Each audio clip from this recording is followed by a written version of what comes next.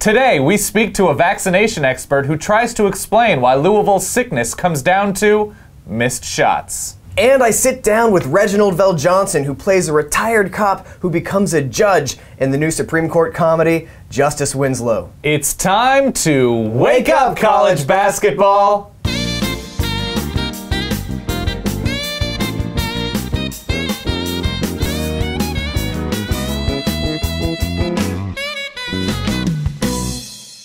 Welcome to Wake Up College Basketball, brought to you by our friends at Samsung and their beautiful curved SUHD TV. His name is Matt. My name is Dan. Hello. How you doing? I'm great, Dan. I am glad to hear it because it was a fantastic week of college basketball. Sure was. We now have a Final Four. That's incredible. Yay. We have a Final Four. Great game Saturday, great games yesterday. To you, focusing on Sunday, what was your awesome thing?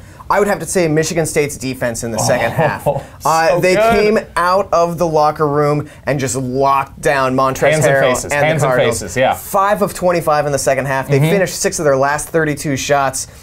That's why they didn't win, Dan. That is my expert analysis. Also, maybe free throws? Free throws would be a good reason, Louisville. Yeah. But in any case, yeah, Michigan State, great job. They were down 8 at the half, went on a huge second half run. To me, though, now that we've seen what Michigan State can do adjusting, they now have Duke, who can score in so many different ways. Did a great job against Gonzaga. Some players having down nights, other players step up. Matt Jones, the sophomore, who's disappeared at times, hits a bunch of threes. Coach K with a super young team, his youngest ever. Starting 3 freshmen. Starting 3 freshmen, and they're still so versatile. They beat Michigan State earlier on in the season, of course, but it's really impressive. What were you not expecting about Sunday? Well, it's funny that you talk about Duke's various ways that they can beat you, because I thought the thing that I thought was unexpected was Jahlil Okafor shooting just 4 of 10, only 9 points. That's his second consecutive game with single-digit points. That hasn't happened all year long.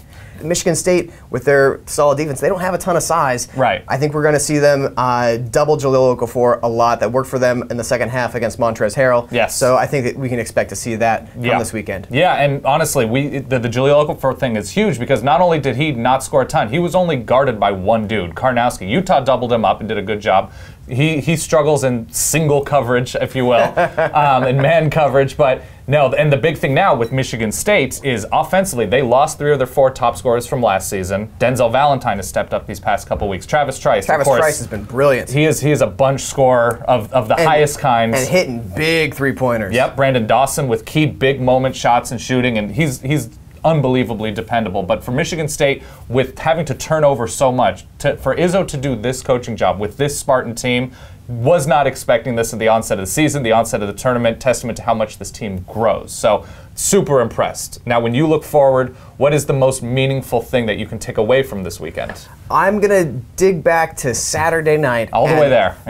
All the way back. And Kentucky Notre Dame, that awesome, thrilling game. Yes. And although Notre Dame lost, what they did was provide a blueprint for how to beat Kentucky. It's true. And I'm sure it's exhausting to run high motion offense, lots of passes, but that you saw the way that Zach August and the rest of Notre Dame would use the rim as a barrier against Kentucky shot blockers, and just little things that they can do. And Wisconsin, with the best and most efficient offense in the game, I think that they're going to be looking at what Notre Dame did and try to take some of the plays from them. Yeah, it's very clear you can't beat Kentucky playing their game. You can't do it being bigger, faster, stronger, and defensive. Unless you're the Monstars. No. Right, exactly. So the big thing with Wisconsin now, because they get a great night but from both Kaminsky and Sam Decker, who are legitimate stars. So it's the efficiency of Wisconsin's offense, which Notre Dame's offense was efficient, but they now can match them with size with Kaminsky and Decker, who was so good inside and out, hitting huge threes against Arizona. So if Wisconsin can prove that they can beat a complete team like Arizona in the fashion that they did, now going up against Kentucky, Bo Ryan, John Calipari, you have stars in this game. So if Wisconsin can take that note from Notre Dame and just to not turn the ball over, hit your timely shots, and really have a strategy against so many freshmen and guard Karl Anthony Towns. More like Karl Anthony Cities, because he's bigger. He's big. This is true. Yeah. So the weekend's going to be so fun. Saturday's going to be incredible.